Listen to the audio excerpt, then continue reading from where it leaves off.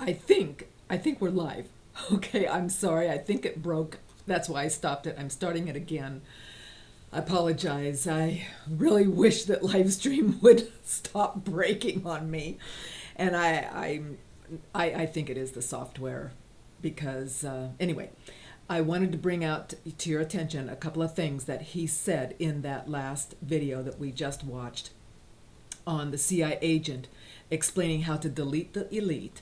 And that is, it was done, see right down there, July 2010. So this was 3 years ago. He talked about an electoral convention. He talked about the people in elected office actually supporting the Constitution. We're going to be sharing today about how the fact is the oaths of office right now are not constitutional. They do not match what they are supposed to be according to the Constitution. And that is a way to possibly remove these officials. We're exploring that. He talked about being able to purchase all of our elected officials for $500 million a year. He's absolutely right. Maybe we should continue to blog and pressure how much of these decisions are costing the public. And I've even heard myself say, the fact is these people are selling off the country for pennies on the dollar. And this is just truly outrageous. You'd think they'd at least get a better deal, get more contributions. He talks about maybe going back, doing the research, go deep, go back and make it current, blog about that. Retrospective impeachments is what he mentioned. And everybody pick a zip code and do a weekly report. These are great ideas. And the fact is, he said this 3 years ago, and guess what? A lot of this stuff is getting done, and that is fabulous. This is working. Now, keep in mind that this is working because what I'm going to show you next is a little bit, is extremely troubling. Okay, without a doubt. It's just really scary. And this is Obama's end game. And I want to just quickly go through these pieces that Obama is talking about. One is that he wants to be a dictator. And another is that the laws have already been put in place for that very purpose. So it calls about the wheels of tyranny turning. And the fact is, we see that, we've talked about false flags. They talk about false flags. They talk about follow the data. And it says the rules that have been put in place, he's talking about when they want to take over. When they take over, this is the future. The administration must be able to identify and neutralize leadership that would oppose the complete takeover. And that's going to be done through the National Defense Authorization Act. So here is what that act looks like. This is the Wikipedia about the National Defense Authorization Act passed last year. And the piece that I'm going to read out loud, and you can review this, the most controversial provisions to receive wide attention, but obviously still got passed, were contained in subsections 2021 to 2022 of Title 10, Subtitle D, entitled Counterterrorism, authorizing the indefinite military detention of persons the government suspects of involvement in terrorism, including U.S. citizens arrested on American soil. That passed last year. I think it should be repealed. There's a thought. Now, it talks about the National Defense Authorization Act, and it says, well, who's going to actually be implementing this? And we've got the Department of Homeland Security. They're claiming in this little article that it's a secret police force, which has the power of the KGB, the Gestapo, and the East German Stasi all rolled into one. We've got our own secret police now, starting that will subjugate Americans and to act as the vanguard of martial law police force. And they're saying, make no mistake about it, Boston was a beta test for what's coming to a neighborhood where you and I live. So, the next step, the Russian Foreign Ministry Endgame Report and PDD-1. What is that? That's a presidential directive. The presidential directive and about the FEMA camps. This is the Russian Foreign Ministry report, which states that President Obama has secretly ordered the immediate opening of America's Gulag type of FEMA concentration camps in order to house 775,000 Americans deemed to be terrorists. So, here is the FEMA concentration camp. This one Yahoo web page on a search is 36 videos. Help yourself. Take a look at all of these documentations about the coming FEMA concentration camps.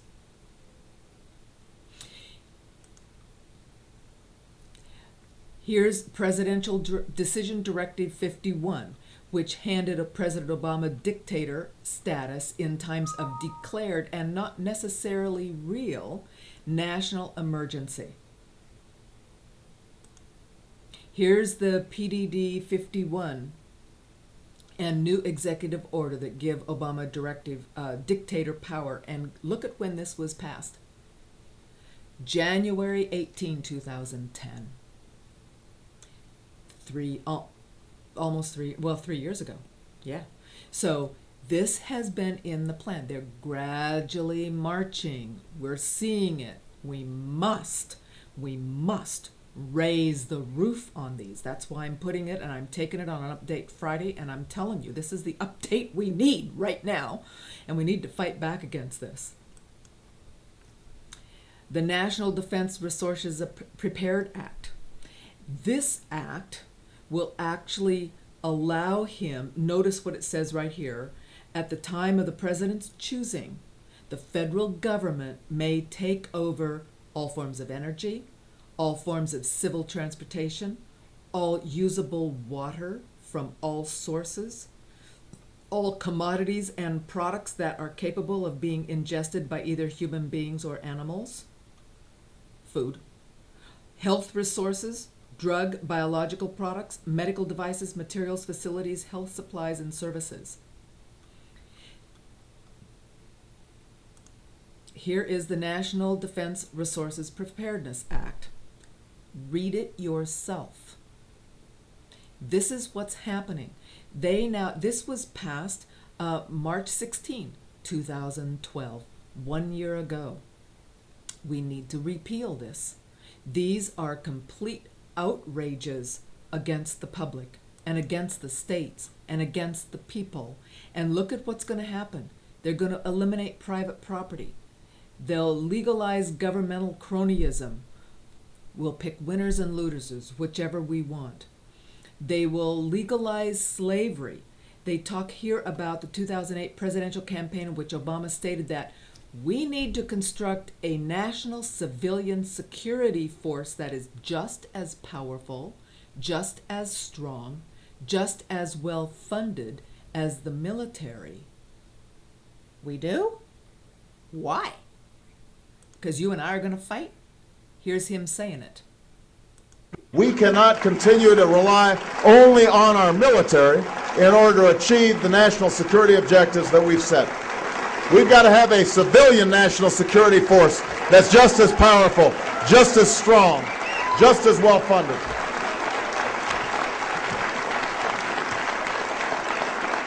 Notice everybody clapping. I can't believe it. They're clapping about something that they don't understand. They don't he's there getting praise for becoming a dictator. They don't understand that's what's happening. We need to tell them that's what's happening. Share this. Say, are you serious? Do you not get this? Because they'll go after all those people clapping too. You mark my words. It's not just because they're clapping they're going to escape. Eliminate the freedom of movement.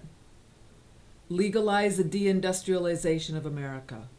They'll have control of all energy. Starve Americans into submission. They have control of the food.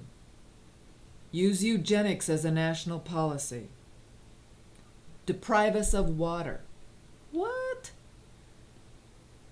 These are major issues. that we need to recognize that we're facing right now. Now, the conclusion of this article is not fun. I don't have any idea who knows the future, but the conclusion is Obama is going to start a war. Why? Because the mainstream media is waking up. Come on, guys. We've been trying to wake up mainstream media. So now, when they're looking into all of these things, Benghazi, the IRS, you name it, and the blogosphere is alive with this stuff, and they're actually talking about it on MSNBC and some other stations. These are the scary times. And this article, this writer feels that Obama needs to save face to keep the plan going and to get the oil reserves and get the grip on the planet that they need. He needs to start a war. And that way, he's got an emergency. He's got all these powers already. Just put them into place. What are you going to do about it? And this is the scary thing I really felt I needed to tell you about. These are the things that we need to recognize are coming. They're coming down the pike. They're not here yet. So don't give up and don't lose faith. We just need to work harder and work faster and work smarter because we only have so much time and energy. So let's, any other ideas? Kimmy's going to share with us a great idea that she's got.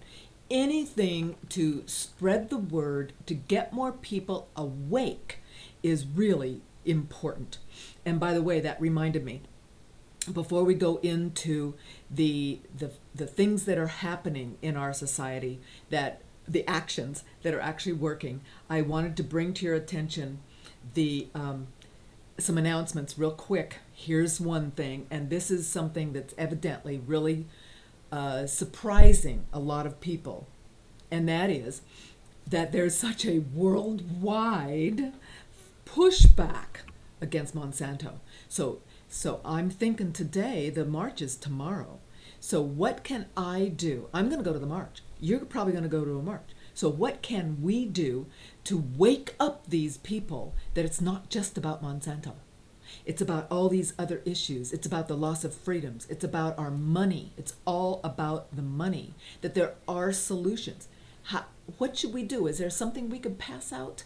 Let's give that some thought before tomorrow and come up with something, even if it's just as simple as printing something up on a piece of paper, a quarter sheet, and just printing 100 sheets and then chopping them up so that you can hand out a quarter sheet of paper to somebody. Something small they can cram in their pocket and look at later. Something to get them on board that we must unite and we need to work together so that we can actually do that horizontal connection that the CIA guy was talking about. Because it's the people, it's the local, it's the state, it's not the federal government, and we need to stop the federal government from breaking the Constitution like they are. So here's some quick announcements. That was about tomorrow, because the march is tomorrow. Kimmy's going to join us in just a few minutes about the parade and the pink party in Santa Barbara Action. And don't forget the public banking convention in San Rafael. That's coming down the pike. Don't forget that in Redwood City, they're going to have a foreclosure town hall in July. We'll know more details about where it's going to be and when and that kind of thing coming up. And Kimmy said yesterday, and so as soon as I get these ideas, I do my very best to get them into action immediately. So one of the things she said is, why don't we have people call in and leave a 3-minute message, a short message of what woke you up? Because obviously, if you're watching this, you're awake or you're starting to be awake. So why? Why are you watching this? What woke you up? So I have a special number. It's a message number for Homeowners for Justice, 707-583-9497. You can call it anytime, 24/7, and leave a message of what woke you up so that we can start to figure out what kinds of things. Maybe we'll see patterns. Maybe we'll be able to figure out who is, the most effective. What's the most effective way to reach people.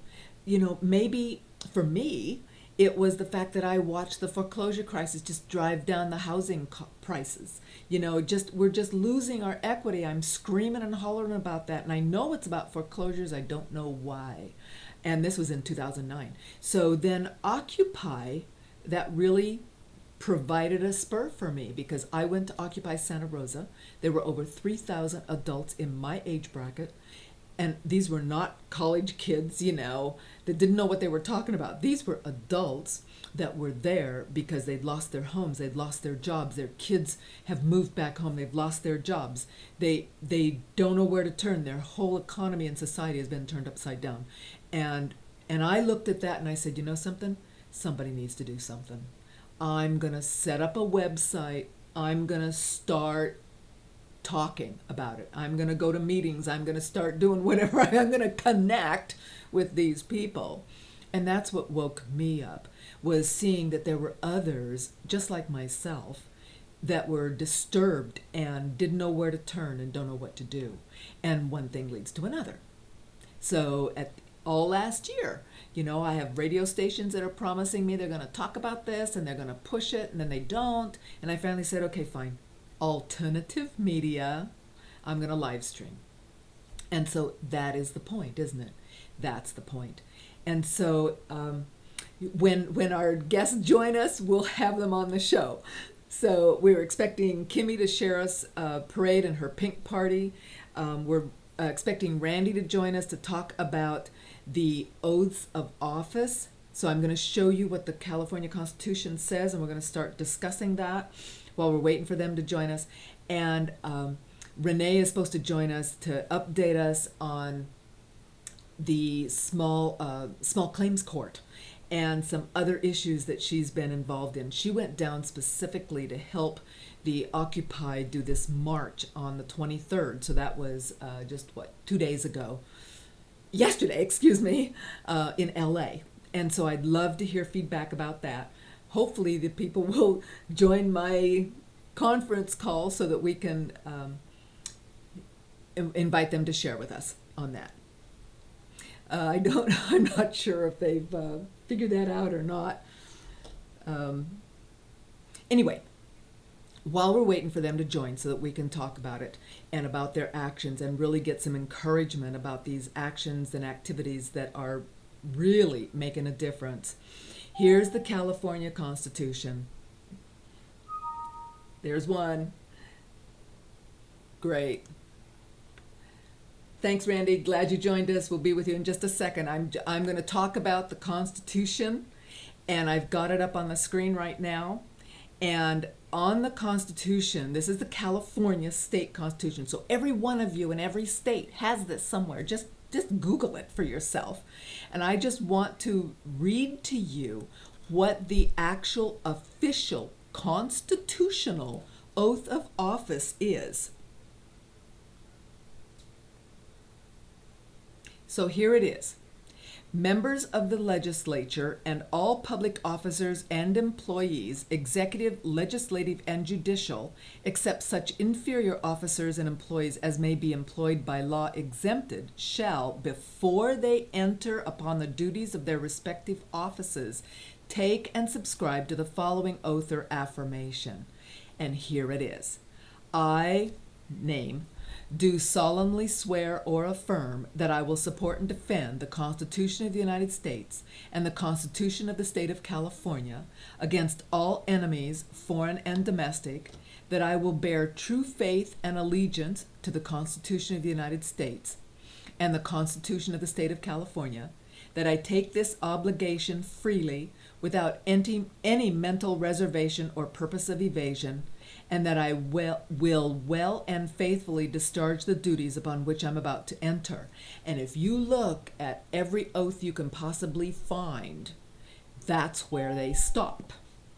And what they should be saying next is, I do further swear or affirm that I do not advocate nor am I a member of any party or organization, political or otherwise, that now advocates the overthrow of the government of the United States or of the state of California by force or violence or other unlawful means, that within the 5 years immediately preceding the taking of this oath or affirmation, I have not been a member of any party or organization, political or otherwise, that advocated the overthrow of the government of the United States or of the state of California by force or violence or other unlawful means, except as follows. And then they have a blank. If no affiliations, write in the words no exceptions, and that during such time as I hold the office of blank, I will not advocate nor become, name of office, a member of any party or organization, political or otherwise, that advocates the overthrow of the government of the United States or of the state of Constitution by force or violence or other unlawful means. Wow, I bet that's the first time you ever heard it. Yeah, let's make him swear to that. That's what I'm saying. And so, Randy, have you been able to hear what we're saying?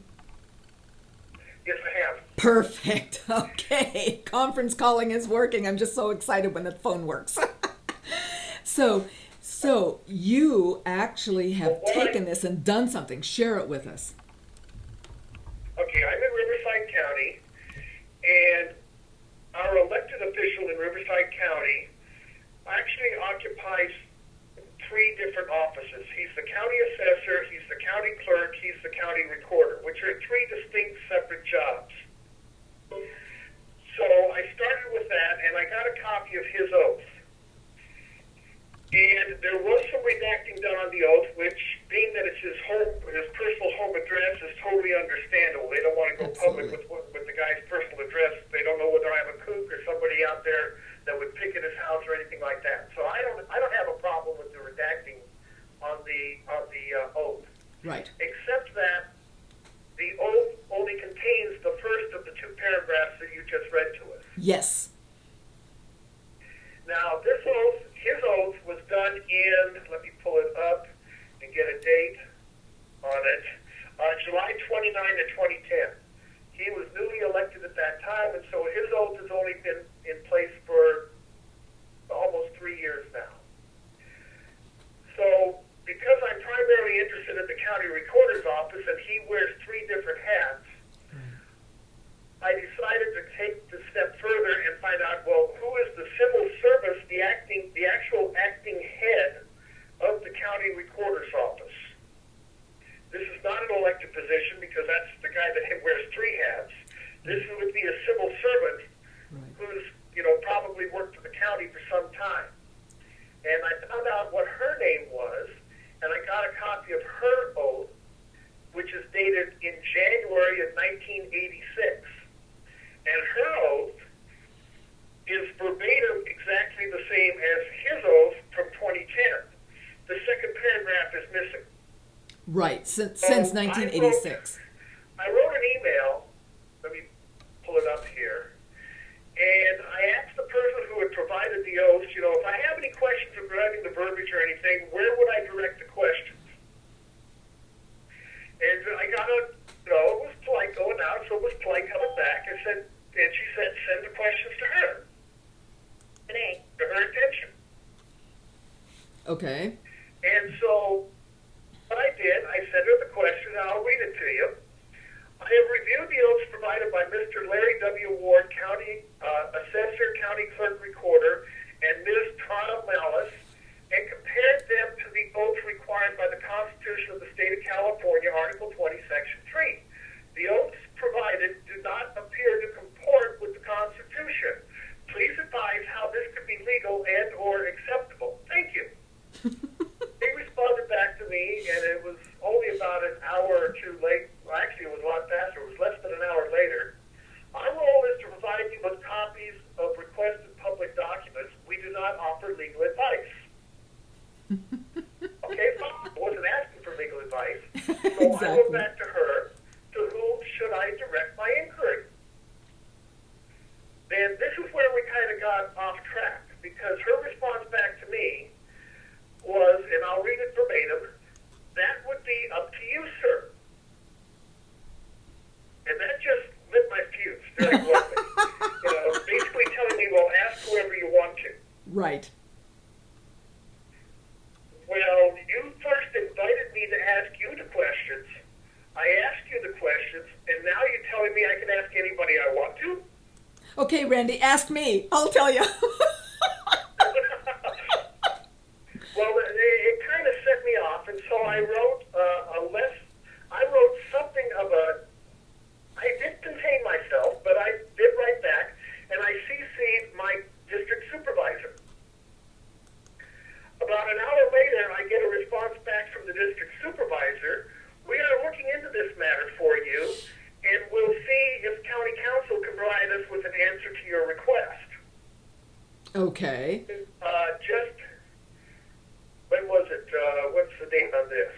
On May the 23rd. That was just yesterday. It feels like a month ago already. About 1 day later, because all of this took place on Wednesday. On Thursday, I get this back from my county supervisor's office. Obviously, it's not from the county sup himself, Right. but it is from his office. County council is looking over the oaths of office, and will get back to you regarding their findings. So, since I've already been told previously, it'll take anywhere of, typically allowed 10 business days, which is 2 weeks. So I figure I'll give them up to 2 weeks. If I don't have a response, then I'll rattle their cage again. Yes, and I think We've only got 50% of the oath. Exactly, and I swear to you, now see, you've already discovered that because you found one that was way back in 1986. I think I was told it was doing it for 25 years. I think they stopped in the 70s. It could have been back as far as the 50s. I can't remember, but it was a long time ago that they stopped the second paragraph. 60s, 70s, 80s, somewhere in there, the people of California got this harebrained idea, and they wrote a new constitution. What do you mean by that? So we went to the ballot box, we voted, and we voted to have a new constitution written for the state of California. And so we've got a new, our constitution is not our original 1849 constitution. You mean the one that has this oath in it? About 40 years ago.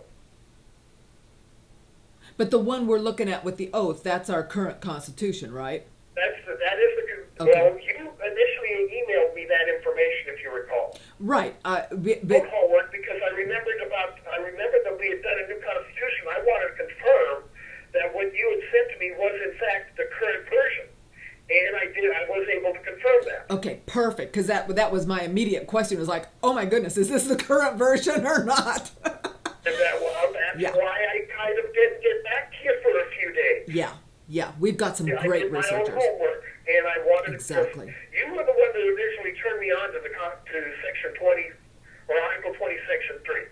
That was your doing, but I needed to confirm for my own edification: is that the current version, or is it the old flavor? Exactly. I was able to confirm that it is the current version, and they're only subscribing to 50% of the required oath. Now, admittedly, and comparing this to our friend Mr. O'Brien back in Massachusetts, have no clue what the law in Massachusetts requires, but our oath does not address the fact of what caliber of work or what caliber of job are these people going to do once they're on the job. Right. Just literally show up for 8 hours, punch in, punch out, and not do anything. And as far as the oath is concerned, they've done their job. Right.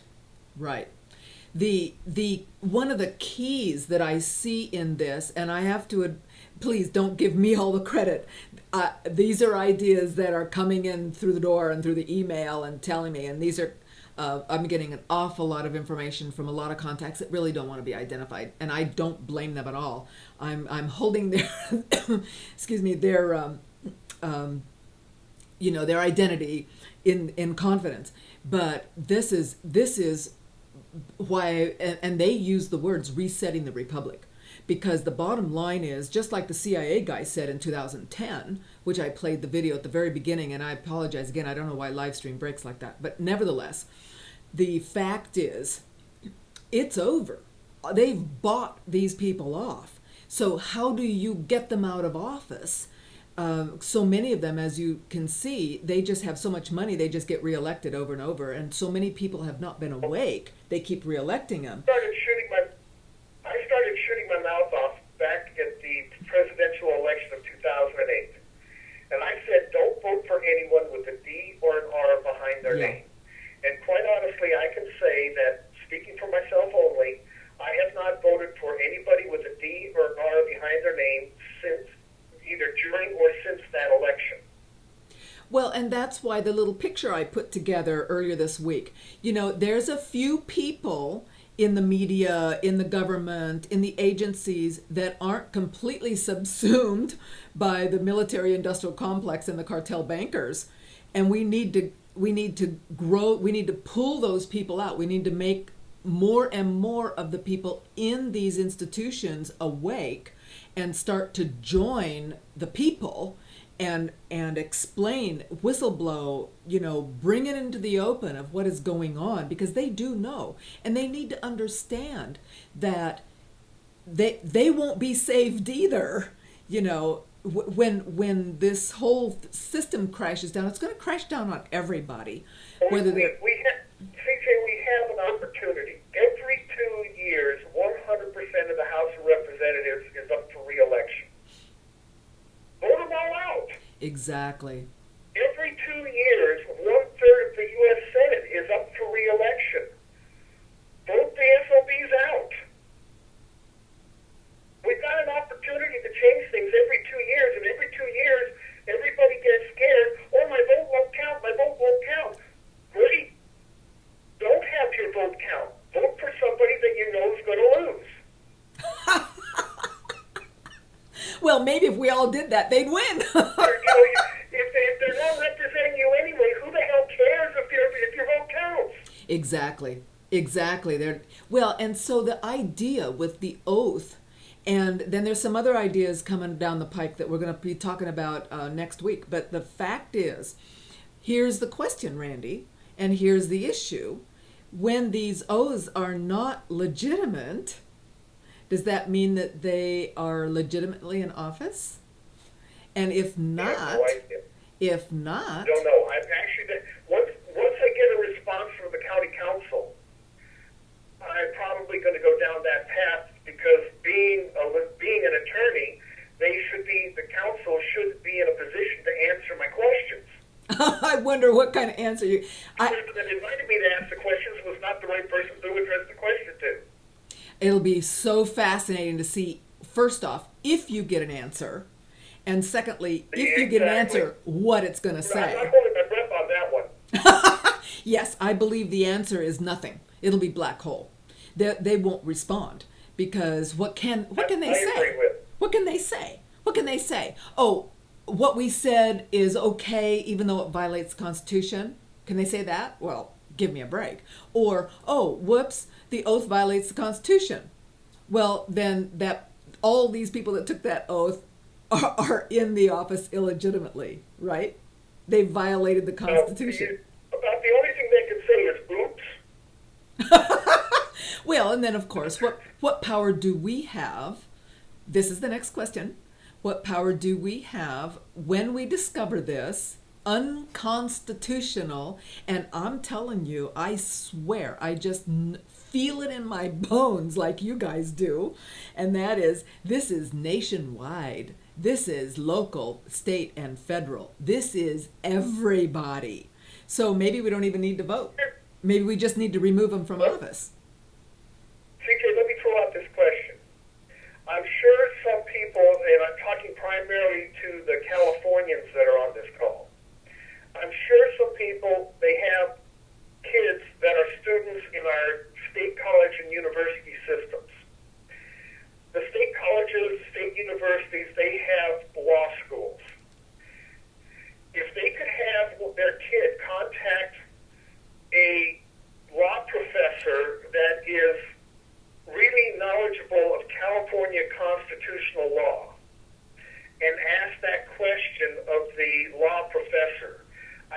might get some very good answers at some very reasonable prices. Yeah, like even maybe for free. This is Now, fascinating. Let's I'll all want ask. answers on that department, yes. Let's ask everybody we know because it's a legitimate question. We just have this question, and what it's going to do is raise a lot of interest. We're not fighting anybody, that we're not calling them fraudulent foreclosures, we're not. This is something From different. a point of curiosity. Absolutely. So there's a method and a technique that might wake up a whole lot more people, because I'll tell you this, the people in the country, regardless of how they're talked about and treated, they're not really that stupid. And when you get their attention, they will listen to reason. Pretty much, most of us will. And so this is a legitimate question. How come these oaths of office that all of our elected officials have taken are not constitutional? How come? I mean, there's a good question. And then, of course... And the next question is, Yes. I'm not so concerned about the how come part. I know. Quite honestly, would be, I know. since they took an oath that was not constitutional, what is their status? Of course, that's the next question. But if you ask that, that's a little confrontational. So we'll just say, hey, why not? And then let the other party say, what? They stopped? It's not constitutional? Because click, click, click. It's about 3 clicks away. Like, wait a minute. Do you mean to tell me that these people are in elected office illegitimately or illegally or unconstitutionally or whatever word you want to use, and then what is the recourse? And one of the issues that has been raised to me is that when a person is not a legitimate elected official, then everything they've done is illegitimate, which means every notice of default, every notice of sale, everything that's been issued and done under these offices is not legitimate. Watch. Yeah. So it just covers everything. Now, for example, here's A whole something. lot further than the elected officials. Oh, everything. Remember the second one that I sent to you from Malice? She's a civil servant. She's not an elected official. Right. She's the administrative head of the Riverside County Recorder's Office, and her oath of office, or her oath that she took back in 1986, 26 years ago, is exactly the same as what Ward took just 3 years ago. Right. Right. So basically everything is suspect. Now, one of the things that really strikes me about the paragraph that's missing in these O's, when they talk about a member of any party or organization, political or otherwise, that now advocates the overthrow of the government of the U.S. or state of California by force or violence or other unlawful means. Well, that means Agenda 21 from the United Nations, which is basically a way to control the planet. And and the reason this really strikes me is because 2 weeks ago, I was told, one of my contacts said, hey, I've got a lady that's going to read her little speech 3 minutes in front of the supervisors on fraudulent foreclosure. And it would be great if you could join her. So literally in an hour, I threw together something I could hand out to the supervisors about fraudulent foreclosure and what I'm doing with the Attorney General, raced over there, took 3 minutes to explain that and have the handout. And after her, there was another guy that stood up for his 3 minutes, and he was rabid about the fact, and see, I didn't know this, but the fact is, One Bay Area actually is a United Nations Agenda 21 beta project that is going down in the 9 Bay Area counties. They're using right where I live as a test site for the UN Agenda 21 control, and he's livid, and he names one of our supervisors who voted for it, and he names him by name and says, you vote for this, we're going to recall you. And so I'm now thinking, Does that supervisor belong to some of these organizations? It's another dog at the table willing to sell out their soul and the country for their own gain. And couldn't we just maybe find out that he doesn't have a legitimate oath and we can just remove him? I mean, this is why I'm thinking along these lines too, and why I think it's a really powerful What tool. you do is have one of the constituents, wherever, I don't know what county you're speaking of, but have them get a copy of the signed oath from the county clerk. Exactly. It's my county, Randy. I could go down to the clerk and get it if I had a minute. Your county's, and I guarantee you, your county's not as big as my county. Oh, I'm sure. Oh, I could walk into the clerk, and I really need to do that. And I apologize, but I am really frantically busy. But these are very, very important, and truly could be a game changer. We're always looking for leverage. So, Randy, thank you so much for sharing what you've been doing. This is truly awesome. That he's taken I planted a seed. When was it? Monday. And by Friday, we got a little green sprout growing up. So come on, guys, we're farmers. Let's keep planting these seeds. We started this about 2 weeks ago. 2 weeks? I can't remember when I first put that out there. I actually started it 2 or 3 weeks ago, and it took almost 2 weeks to get the first oath, and it took about a week to get the second oath. Now, when you went to get the oath, you went to the county clerk's office, right? No, I didn't. Oh. No, I didn't. What I did was simply, I emailed my county supervisor with and I forget the term I used, but California has its own Freedom of Information Act. Oh, right. I put right in my subject line of my email, this is under the California Freedom of Information Act. That was not what I said, but it was very close to that. And then in my email, I made my request. Really? And so then they sent you the oath. And then they scanned a copy of it, after redacting his home address, and they emailed it to me. I didn't have to leave the comfort of my computer. That's great. My understanding is that you can just go into the county clerk's office and request a copy. And if they ask you why, you say, well, that's not your position. It's a freedom of information. That's true, but I don't need a hard copy. Yeah, that's true. Didn't need a hard copy. I just want to see the words. Right. Exactly. We're just looking at the words to see what do they say. So, scan it and send it to me. The other thing that really struck me when this was mentioned to me, and the reason I have pursued it, is because, maybe 6-8 months ago, I was looking at oaths of office. We wanted to know if they'd done the oath, and I can't even remember why. And so I'd found some videos from both California, my county, and other states where they said, I just had the video, I didn't have the written words. And so I paused the video and I transcribed that, by hand. And truly, every last one of them that I found all over the nation, for the few that I was able to pull, they were all virtually the same, and they were all paragraph 1 only. None of this, I'm not going to overthrow the government. And that is exactly where we're at. I believe that by abdicating or by stopping the insistence that our officials swear to this, I think we've just opened ourselves up. I really do. Look at where we're at. And that's exactly the truth. And to finish what I started, the name of it is the California Public Records Act. And what I put in my subject line was simply Public Records Act request. That's great. That's great, guys. In California, so check if you're in other states, if you've got a Public Records Act. Act is the name of the law. California Public Records Act, and I'm just requesting, and so we really need to get copies of everybody's oath. Request them for the recorder.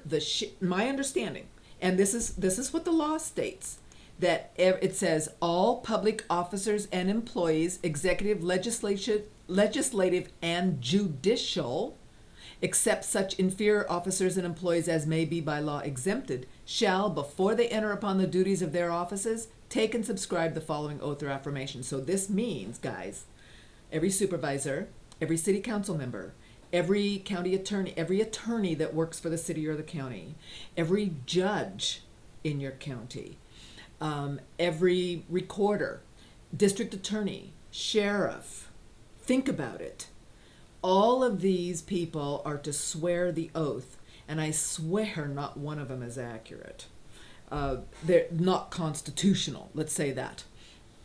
And so this is great, the word Randy. And the word they use in the law is shall. That is mandatory language. It is not permissive language. Shall, right. That's what Randy's referring to right over here. I'm sorry, guys. I think it's off the screen. There it is. Shall, before they enter upon the duties of their respective let me offices. read you what I highlighted, because I cut it and I cut and paste and put it in a Word document. It says members of legislature and all public officers, employees, and executive, legislative, and judicial shall take and subscribe the following oath or affirmation. Yep, they shall. Right there. Those are the most important words in that entire first paragraph. Yep. And I'm not. Then the next line that would be in next in importance is when they do it. Is that's before they enter upon the duties. Now here's the next thing. Here's the next thing, Randy, and everybody watching, anybody, anytime, anywhere watching this. Let's figure out. Let's do this at the federal level, because we already know this is at the state level. This is California state. Let's see if we can find the oath for the federal level and the oaths of office for all of the federal elected officials. Let's see where we get on that. That's our next task. Because again, if it's not constitutional, then I don't believe they have legitimate office. So that's something we're pursuing, and I think that's a very powerful action. And this is something that we can research and we can find out, because we have we still do have Freedom of Information Act. So let's get this information before we lose our abilities to do so. Sorry to laugh about it. It's like, oh my goodness, the pressure is incredible. But we're gaining ground, and I want people to continue to feel like we're gaining ground. Look at all the people joining us today. So I'm going to have to keep going, Randy, but thanks for sharing. Keep us updated, okay? Okay. All right. Well, bye-bye. Okay, bye now. Hey, Kimmy, are you there? I'm here. Can you hear me okay? Yep, I sure can. That's really great. We're running a little long, so why don't you take, about 10 minutes. There she is. We're trying Join Me. And so there's Kimmy in real life on her little computer. And so tell us what you have brought to us today, your cool idea about expanding, getting us a megaphone and getting more people involved, and bringing some fun to it too. Yeah, that is the thing. This is so scary. This is also real, and now we've all tried to wake people up and talk with them about what's really going on, and a lot of people just don't believe you. They don't think it applies to them. They think, oh, that's nice, and they keep going on, and some of them, put their head in the sand and go into depression and don't pop back out. So I'm thinking, wouldn't it be nice to be invited to a party? And so I started something called the Pink Party, and I'm going to be launching it here in Santa Barbara on June 22nd. It's a Saturday, and it's in Santa Barbara, California. We have a huge parade every year. It's called Solstice Parade, and I'm putting in an ensemble. So this will be called the Pink Party. It's it'll be something fun just to get together. Now, this is not a political action. This is a very fun day. It's a day to be together, to be consolidated, but just have a good time. So I think that's a good way to get together and meet each other. So I'm inviting everybody to the Pink Party, and I have some slides here I was just going to bring up, because this kind of it's part of the whole thing here. So I'm going to cover this up, and let's see, go into present mode. Let's see if we can get it. If we can't get it, Kimmy, because it looks like the connection's, sort of struggling with it a bit. Yep. Okay, I'm going to jump to my tab, because I've got your pink paper plus right here. So why don't you step us through it? Maybe that just might work out better at this point. Yeah, I'm just gonna we're pushing the edge of the technology. Trust me. Okay, so go ahead. and put it up. I have it over here. So basically, the first slide is pink paper. I went and bought a ream of 500 sheets. This is some of it right here. And I sent two of my last letters. I'm fighting Bank of America and saying no, because of everything. KNOW, no. And this is where it's all beginning. And I thought it would get some attention. So I sent something to Lois Katz. Hi, Lois. Hopefully she'll watch. I told her to come and see your show, and I've dropped information about, go read Jekyll Island and Rolling Stone. Matt Taibbi, I thanked our heroes, and I pointed them out to her. I even said, it's go big or no home, and it's come down to this. So my idea is to get everyone sending their letters on pink paper, in pink envelopes. So as you can see, going to the next slide, I'm not sure what slide you're on. Maybe if let me move this over here. She's going to watch on live stream to see what we got.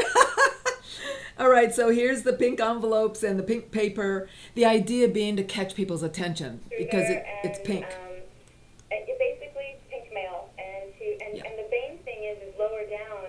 You'll get to one of the pages in the presentation, and it's pink. It's the color for anti-bullying.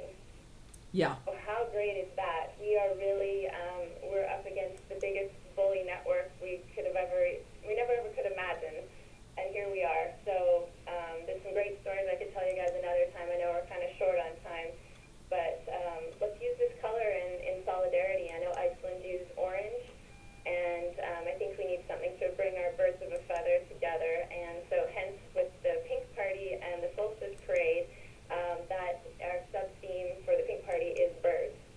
And so birds of a feather get together, and safety in numbers, and all the fun things that come along with birds. So that's the main message right there.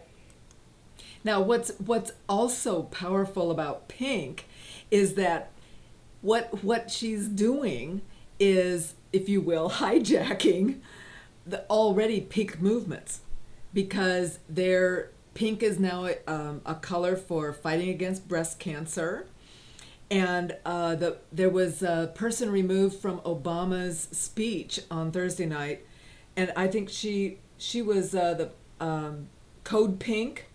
What is Code Pink? Do we know? Yes, I've seen them around. I've done a lot of research in this area. Yeah, so what is Code Pink? Code Pink, they're another group, and to break them down, there was some things I wasn't so sure about, so I didn't necessarily bring them right up front, but they are an organization. They're fighting all these fights that we're fighting too. Everyone has a little bit different of a slant on something maybe about guns or something about this, Right. and I don't have the background to say exactly what they are. And I haven't researched it either. I just haven't had time. But actually doing something that does strike a memory, brain cell. When you see this pink is such a beautiful color. And it's real fascinating to me to see men with pink, because I'm telling you, I know as a real estate broker, I can't get guys to go into a house that's painted pink. It's almost impossible. But, they're willing. We paint our houses pink when we're in foreclosure. Yeah, when they're in foreclosure, paint them pink. There's some good pink guys there. And so guys that are willing to take on the color pink, they're strong. They really are. They're going against their natural grain, trust me. The color pink, but it's also a party color, but it's also the anti-bullying color. Yes. We've got a lot of good things going on with it, and I think we should. And what my tagline is for the Pink Party is pink stands for peace. And so just to keep it really basic, and just, worldwide, I mean, if we have this in Consolidarity, we could really make a visual impact. Like one of the slides I had there is a sea of pink, and Yeah. that's what they did for this anti-bullying thing that happened in Nova Scotia. A boy came to school and he was wearing a pink polo shirt, and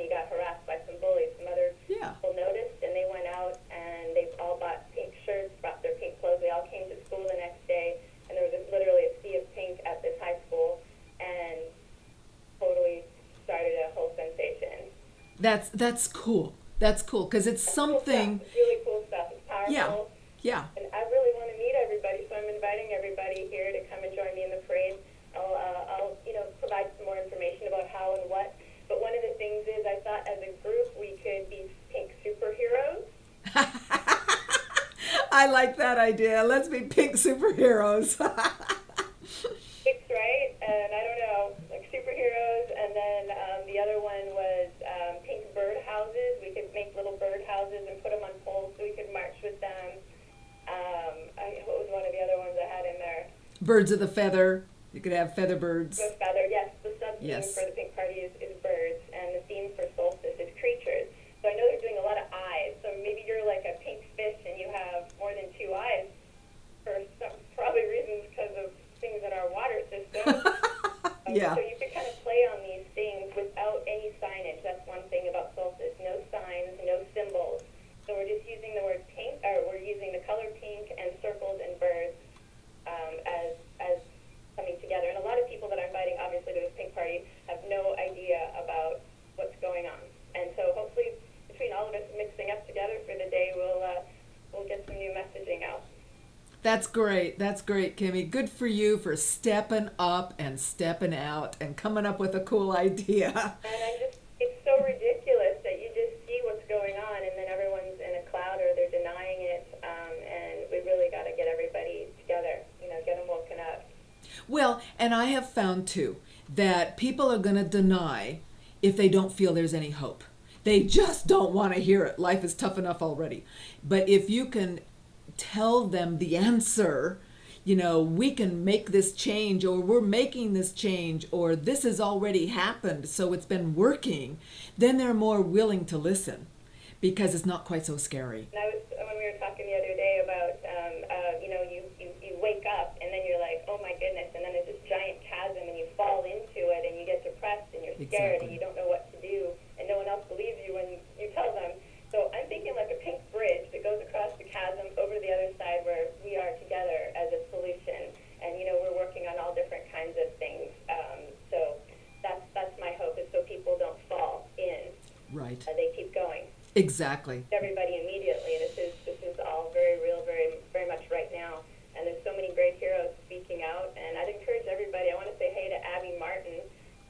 Everybody look her up. She's Breaking the Set. And if you search her on Google, Abby Martin, you'll see she does a half-hour show every day, and she's on top of it. That's great. That's great. We just have to keep pushing. I heard Carlos is on the phone or something. I hope he's still there, but he's an amazing freedom fighter, and whatever he's got going on, everyone should know. So I'll back off and maybe visit again and update you more. Okay. Thanks, Kimmy. Got my ukulele. Oh, okay. Let's see if you can we see you on your ukulele? Oh, I don't think so. She plays her ukulele. It's really great. So Hey. yeah, I'd like to pass along. I think there's Renee, and then I know we're also running a little late and stuff. So Okay. I'll just bow back and say thank you, CJ, for everything.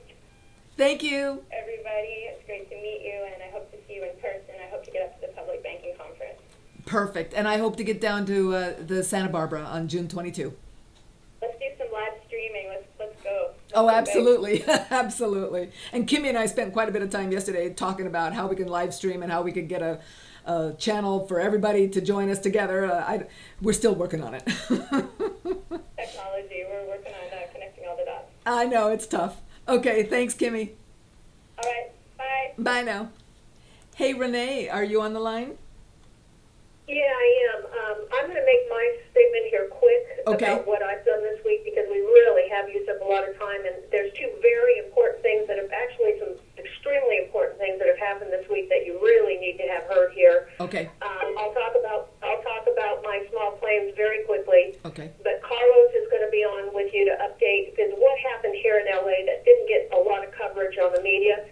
He and our groups and what we all did working together. Carlos is the bomb, so I want him to talk more than me. Okay. And then Karen Rosier at the end, if we can give her some time. I'm sorry we don't have more time than we do. I know, we run My out. small claims action that I filed. Yes. Ron and I put together. I filed it. Went this week. It went extremely well. I'm not going to go into complete details again because I can talk about this again. I think Carlos has some really important things to share.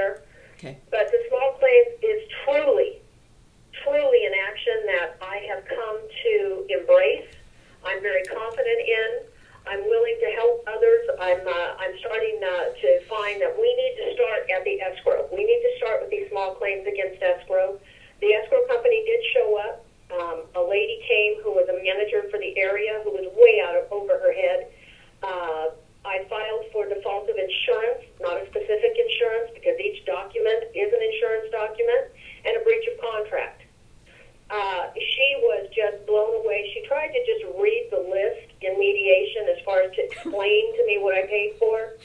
And basically what I said was that was wonderful, but that even one of the things she mentioned that I was charged for, they didn't perform. And so what I said was I want an accounting of each line item. She wasn't willing that day to give me an accounting of each line item. But what was interesting is Randy went with me too. He was there. And on the way out, we went back into the judge after mediation, and the judge realized that we weren't going to reach an agreement. I had a very simple request. I wanted documentation. That was my request. Right. I wanted a document to prove that I got what I paid for. Right. So I stood in front of the judge and said, Your Honor, I'm going to request a 30-day extension, if I may, please, due to the fact that a very simple request I made today that I thought could happen didn't happen. The judge looked at me and said, well, what was your request? I said, a receipt or documentation proving I got what I actually paid for. And she looked at the woman on my right who was there representing the escrow like, that's not that big of a deal. Why aren't you producing it? Exactly. Bottom line is we've got a new court date. I'm very confident that if everyone out there filed a small claims action against their escrow company, people can contact me individually. I am going to make this a sub-business for myself right now because I feel that strong about it. And I'm doing so much like all of us are. At some point, there's a certain thing that we get really good at, Yeah. that we need to share, and that we need to help and consult people. But quite frankly, I've had so many phone calls just since going to small claims. I know. can't work 24/7 and feed my family I know. without at least having some compensation. So this part of my consulting, if anyone wants help, it's not going to be expensive, but I do have to at least have enough money to put gas in my car to help people. So that's going to be a whole other issue per person.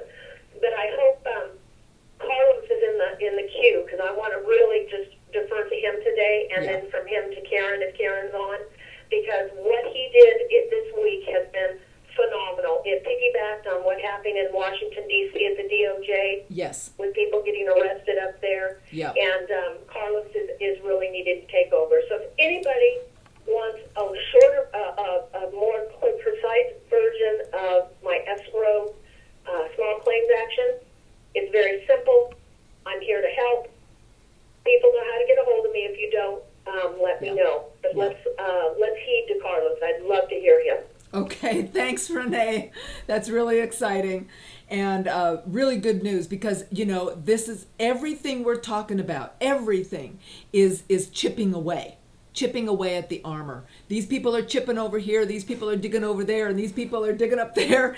And truly, the massive result is going to be a win for the people, I swear. We just have to keep doing this. Not only that, but this woman sat there and said, well, I'm here. I don't do title insurance. All we do is we're the accountable party for the documents. And I looked at her and I said, bingo, accountable. Accountable. Oh my God. Dictionary, and look it up in your regular dictionary. Black's Law Dictionary has a very responsible definition of accountable, and you have just cleared the path for why I have my escrow company in here today. Because I could have filed a huge lawsuit.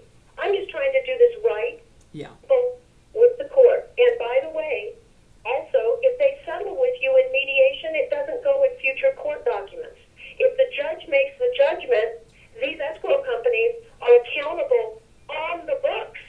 It's held against them.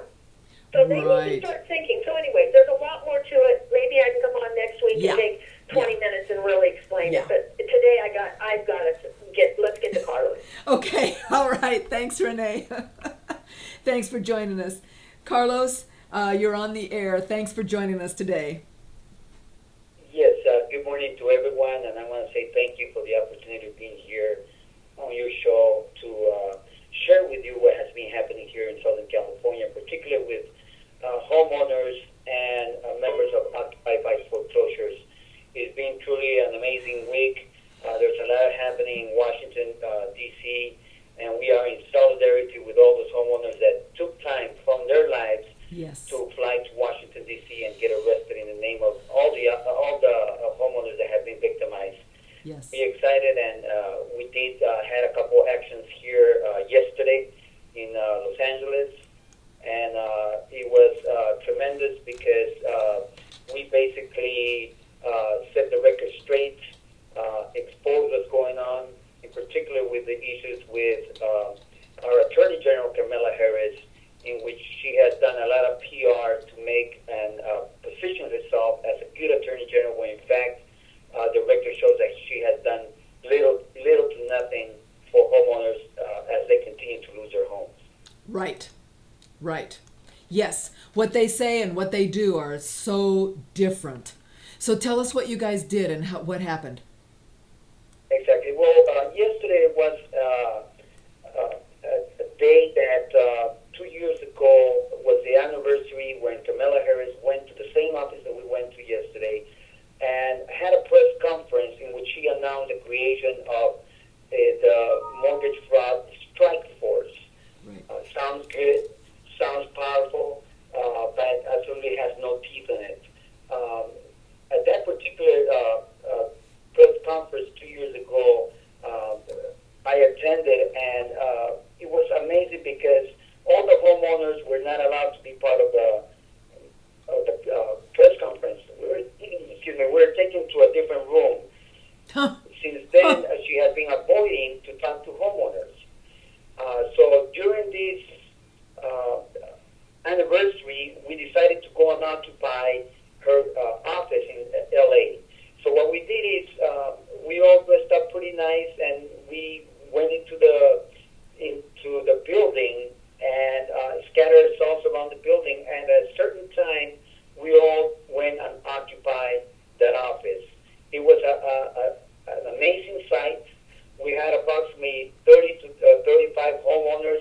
The office is kind of small, so we crowded the office. Good. The way there are some pictures on Occupy Fight Foreclosures Facebook, we just posted some pictures, and we were pretty quiet, and they were shocked to see all these homeowners inside.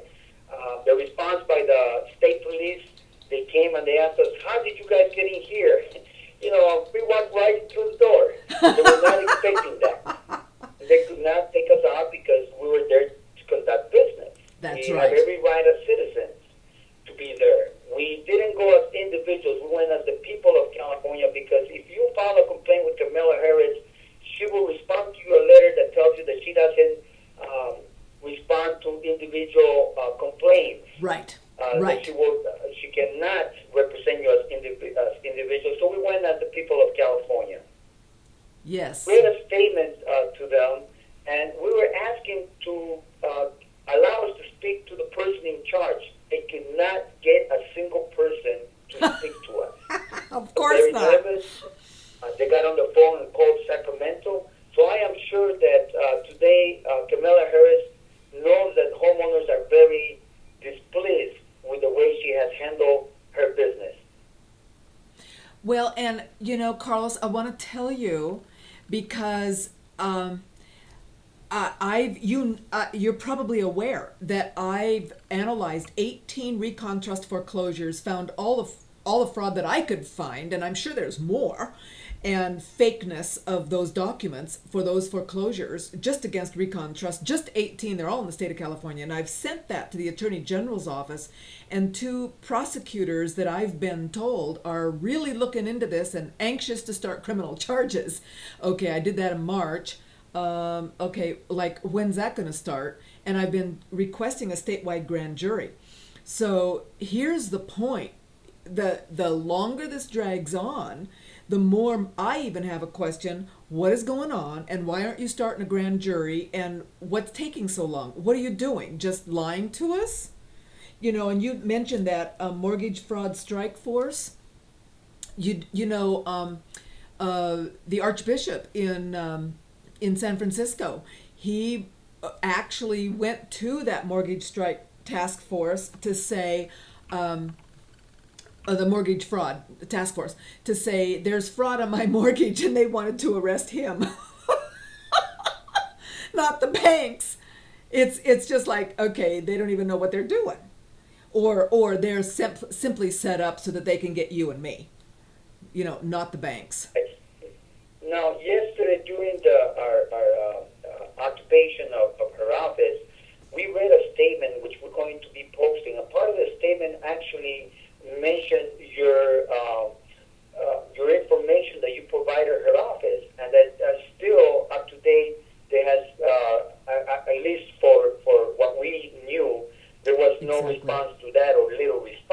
Exactly. asking where are the indictments.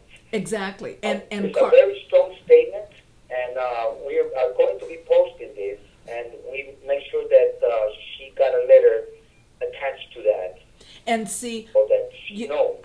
I've been soliciting, you guys know if you've been watching at all, that I've been soliciting for everybody to send me your forged and fraudulent documents, and I will forward to the AG. So I've been forwarding stuff to the Attorney General's office, to this specific prosecutor and his staff, okay? I've been sending it.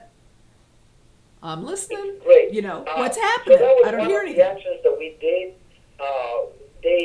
Actually, the state police came and told us that most likely no one was going to speak to us, and that we were free to stay there until 5 p.m. if we wanted to. So the bottom line is that we got their attention. We got them to call Sacramento. They listened to what we had to say as far as reading the statement. They have no choice. We have that recorded. We're going to be posting that as well.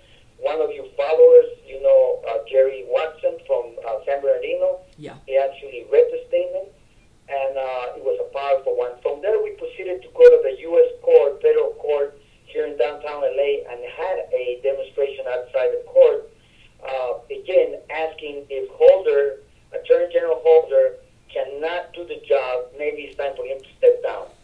And there's another example here of another individual that has a position and has done absolutely nothing for homeowners. Yes. Oh, and it's intentional. It's completely intentional. And I think Carlos, if the people don't really get it, I think the activists get it, but I don't think the public yet gets it, that this is intentional. This is what they plan on. This is the plan. This is why it's happening this way. This is why we can't raise the dead, because they've been sold out. They've already signed over allegiance to someone else, the bank cartel, to control us. That is the point. To take our homes and to take soon our assets, our food, our lives. I mean, that is what's going down. The Holmes is first in line, and this is another reason why it's so important to stop and do criminal prosecutions for the fraud, because if we don't stop them somewhere, and here at least we've got actual documents that document the fraud and the corruption and the conspiracy to do this, if we can't use that to stop them, then it's it's going to be extra tough anywhere else. That's why I focus on this and keep focusing on this, because at least it's obvious. I can hold up a piece of paper and say, look, they forged the signature. Look, that's a fake beneficiary. Look, it violates the rules. And that's. And one of the things that I think that needs to happen here in order for us to get the public to know this, we need to stay visible. This is why it's important for us to get out there. This is why it's important for us to hold those town hall meetings.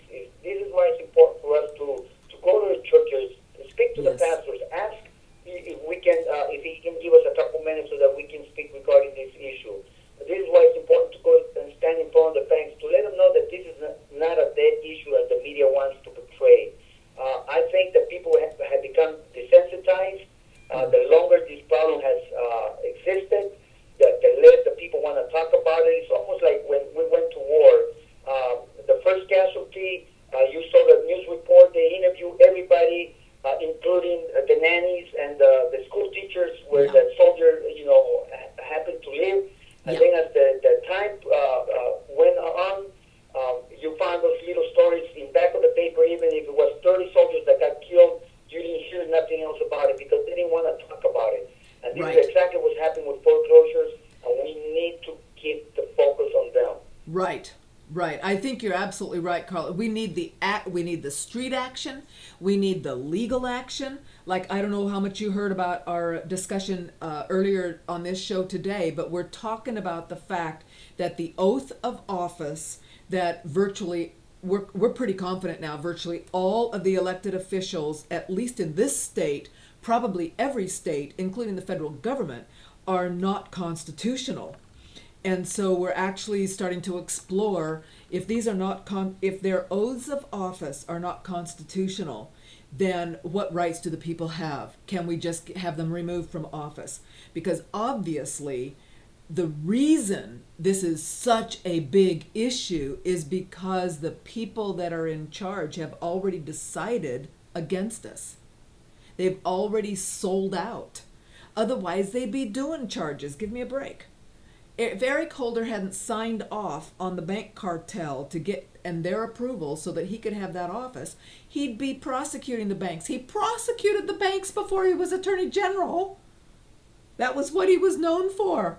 And so now, of course, he's not. That's a policy he's not. So he sold out, has sold his soul to the devil, and as literally that has caused millions of Americans to lose their homes, to lose their futures, to ruin the economy in this country. It's been a major building block, if you will, for the strength of the cartel, the banks, and their agenda of taking over the planet and controlling everybody, versus the people when we can have a right to peace and life and liberty. So it's really, really important. And what is worse is that it continues to happen.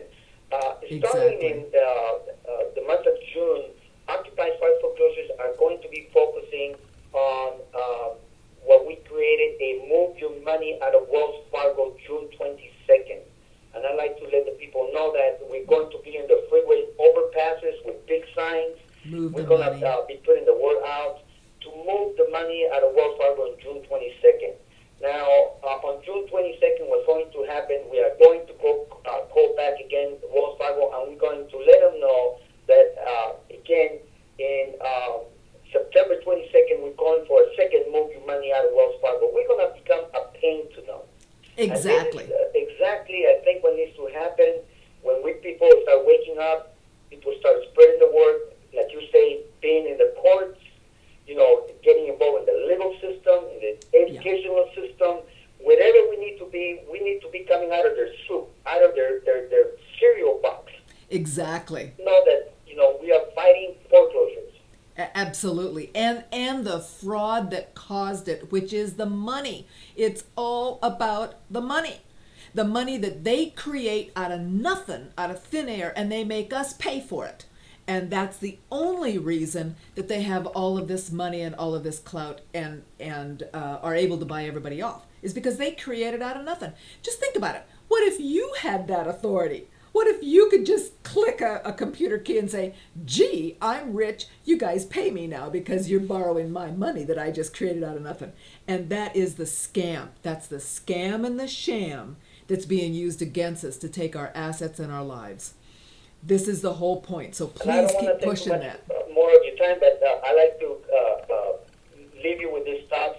That if I was an investor today and the banks are offering me to buy a package of houses at a bargain deal at cents on the dollar, I would go for it. And this is exactly what's happening. And this is why investors are jumping into buying all these pools of foreclosed homes, literally given to them for less of the value of the property. That's right.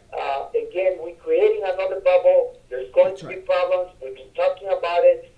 And we hope that everybody remains strong, keep fighting. Randy, he's a great guy. I talked to him several times. Yes. And he's doing a great job out there in Riverside. And thank you again, CJ, for all your hard work. And we commend you for taking a stand and doing all this for many homeowners that have suffered so much at the hands of these big people that have become so greedy. Well, Carlos, we thank you so much for sharing with us today, and we'd like to invite you back. Keep us updated when you have the new action. You're talking about June 22 also as a move of money against Wells Fargo. So I'll stick that on our announcement so that we can be reminded of that for the people in LA, because literally we need to just keep active everywhere. It counts everywhere. And as successes are made in one area and state, that will grow. It's just like the video I played at the very beginning of the show. The CIA says what's going to happen is that when one state finally gets it right, everybody will want it. They'll say, do that for me. So whatever state you're in, keep working to have the state stop the Agenda 21 effort in their state. There's 2 states right now that have done that. We'll be talking about that more next week. But all these efforts with Occupy, with ACE, it doesn't matter what group. And Carlos mentioned again, let's go to the churches. And I have said that, and yet I haven't been able to even take a minute to go talk to a pastor. But that's really important. The churches should be helping the people, and the people there are losing their homes. So let's see if they would give us some time to just share with them, exactly what's going on and what we could do to fix it. Thank you again. You have a great day. Oh, thanks, Carlos. We sure appreciate you coming on and sharing with us. Thank you for the time, and we'll be in touch. Yes, thank you. Bye-bye. Thank you. Bye. All right, guys, we're going to booger the bankers. We're going to keep it up. We're going to do it every way we can. We're going to do it in court, in small claims court, in lawsuits, in actions, in our OCC letters. We're going to quote the rules. We're going to just bugger them. We're going to take them out of office if we can get them out because they're unofficial. So everything we can, everything we're doing, it does work. I'll see you next Tuesday. Monday's a holiday. Thanks again for joining us. Rich reigns supreme while the poor can but dream. Under Labour or Liberal or Tory. And I say, bugger the bankers and politicians. Bugger the bureaucrats too. Bugger the buggers who make up the rules. And if you're one of them, bugger you. And if you're one of them, bugger you.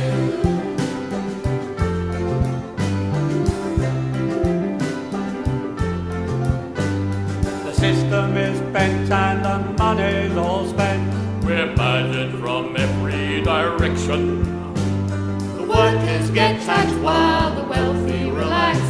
With nary a moment's reflection. Where there's brass, there's muck. And they don't give an arse. There's a program against insurrection. And I say, bugger the bankers and politicians. Bugger the bureaucrats too. Bugger the buggers who make up the rules. And if you're one of them, bugger you.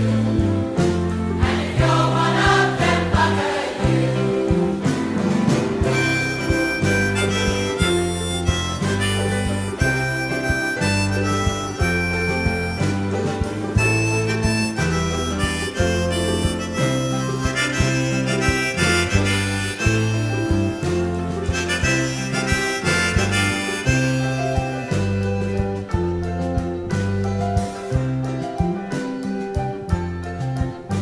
Now all you good people with passion to vent, don't give up the struggle for justice.